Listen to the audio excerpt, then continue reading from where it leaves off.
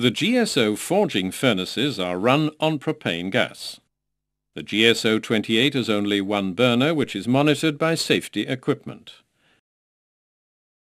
The GSO-28 and GSO-29 forging furnaces are made from stainless steel. They are supplied without a supporting frame.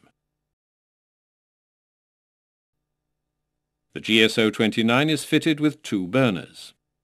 It can be run using one or both burners. The delivery scope of both furnaces includes a gas pressure regulator and a hose safeguard. The GSO-30 was developed for industrial production.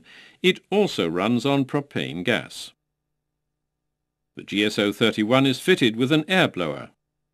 It can be operated using most types of gas. Working temperatures of up to 1400 degrees Celsius can be reached.